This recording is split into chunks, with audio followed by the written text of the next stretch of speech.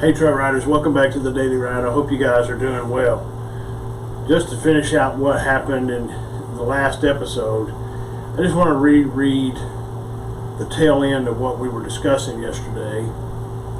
We talk about big believers with great faith, but some event encouraged them. They took their opportunity, changed their attitude, and believed.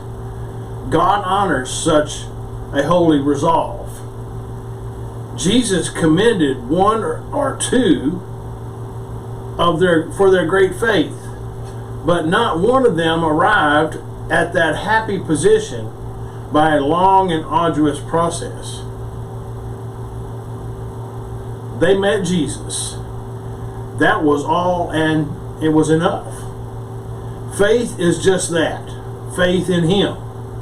What Jesus commended was the quality of their faith, not its scope.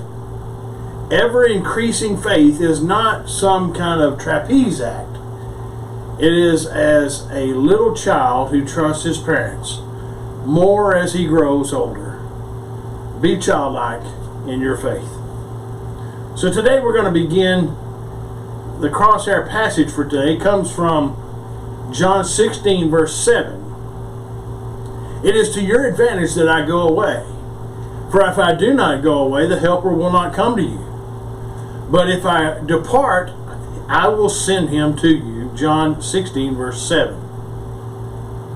The daily fire thought for today is the Holy Spirit is given to me to continue the work that Jesus began. Branding the word passages for today is John 16, 7, John 21, 25, and Acts 2, 3. The scriptures that get us through the Bible in a year is 1 Kings 1, Galatians 5, Ezekiel 32, and Psalm 80. Today we're going to be talking about the fire age. Why was Jesus exalted to the right hand of God? Christ's ascension seems to be a neglected study. Is it of such little importance? Jesus declared his ascension to be expedient. He told us that unless he went to the Father, a most essential experience would never be ours. Without the Lord's ascension, we would never be baptized into the Spirit. Look back upon all that Jesus did.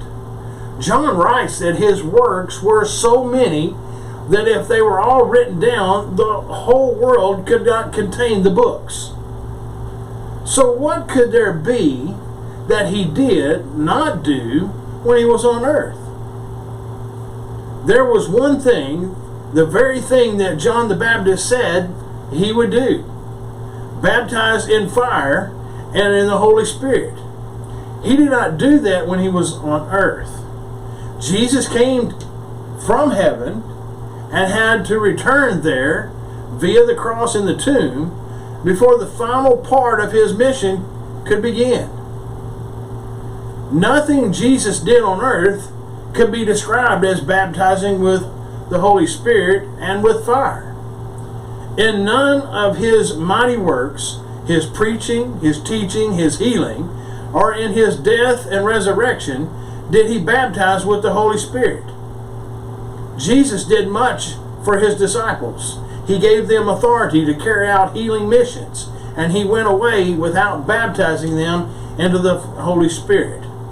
Such baptism could not have happened until he went back to the Father.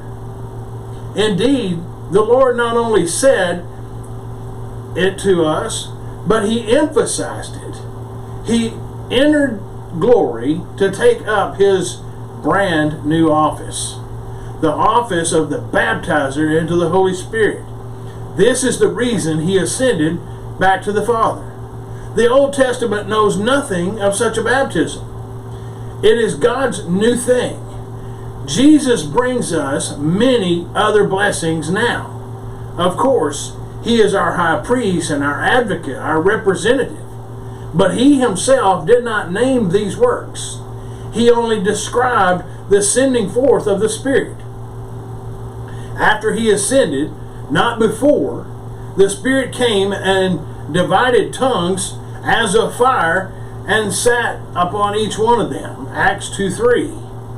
Years before, the altars at the tabernacle of Moses and the temple of Solomon had been set ablaze by the pure fire from heaven. These flames in the upper room of Pentecost came from the same heavenly source. Jesus has all power at his command, and he is in the control room, and you are in the palm of his hand. God bless you guys. I hope you'll continually follow me here on the Daily Ride, and I'll see you on the next trail ride.